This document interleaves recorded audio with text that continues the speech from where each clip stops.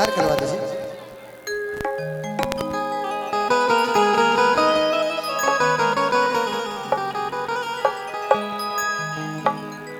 कि पहला मिलन बा अजब अगला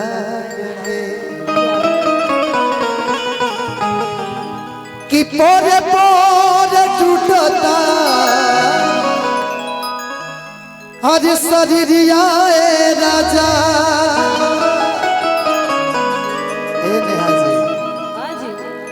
कि नहीं हर के याद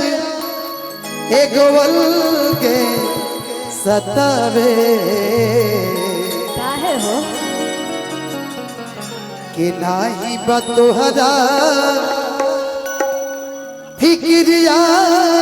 राजा हरे नाही बतोहरा फिक्रिया राजा। एक औरत बाड़ी हमरा खान मर्द से कहली हा तनी मोमेंट के बांधल जा पहले नहीं आवा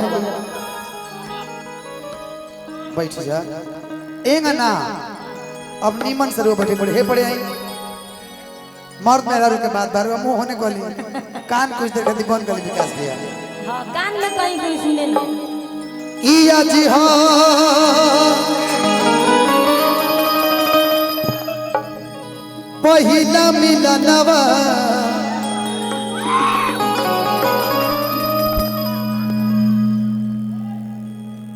भैया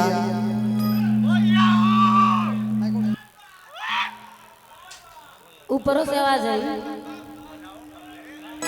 क्या कहती कि मिलल सजनी के सजनवा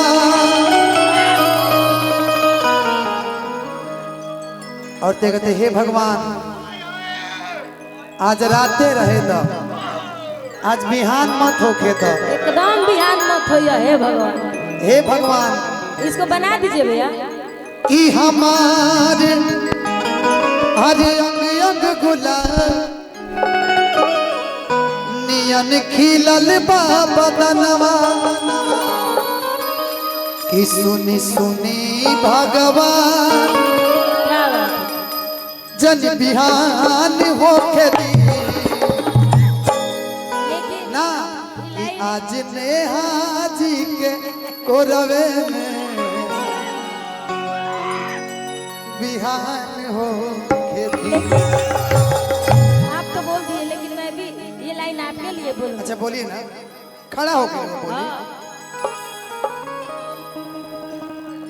हेलो कि आज शर्मा जी के कोरवे में आप बिहान होके दी थोड़ा स्केल के प्रॉब्लम बा लेकिन हमने के माइनस करके गाए हो जाए कि आज हो आप पहिला मिलनवा मिलल सजनी के सजनवा सचो कि हमर अंगे अंग गुलाब नियन खिलल बदनवा कि सुनी सुनी भगवान क्या बात है जन बिहान होके दी आज राजा जी के कोरवे में होके दी आज राजा जी के कोरवे में जवन होके दी। आज हो पहिला मिलनवा मिलल सजनी के सजनवा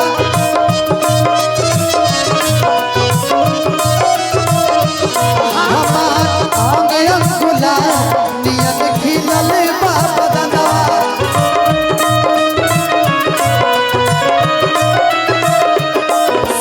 सुनी भगवान जन बिहान होके दी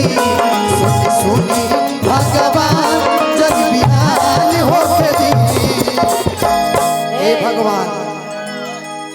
आज राते रहे थे मैंने 12 घंटा ना 24 घंटा के रात को दी बड़ी बढ़िया रही जब आज से धनंजय जी के कोरवे में बिहान होके दी आज राजा जी के कोरवे में बिहान लेकिन हम कहली एक दिन जब से सिपाही से क्या बात? जब से सिपाही से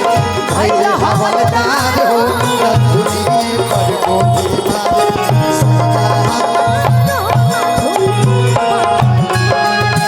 सैया हमार हो रतुनी पर गोली जब से सिपाही से भइल हवलदार हो रतुनी पर गोली मारे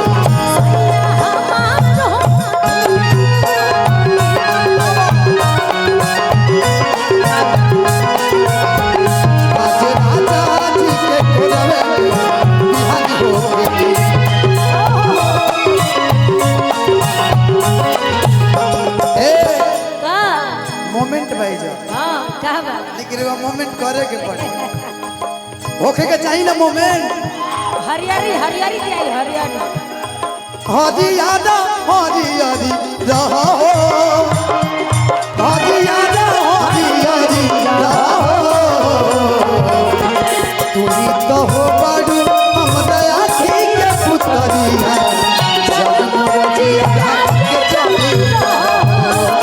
तुही तो हो बड़ू हम दया के पुतरिया जन्म जिया के चली रहो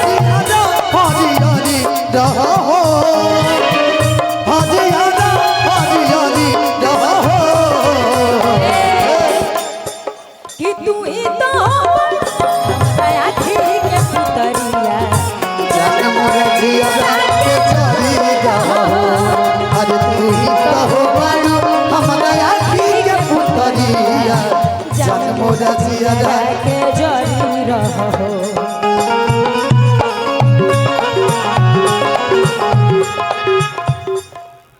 पॉलिटिकल आदमी का कार्यक्रम है ओके ओके सामने चुनाव है किसी को चुनाव भी ओके ओके तो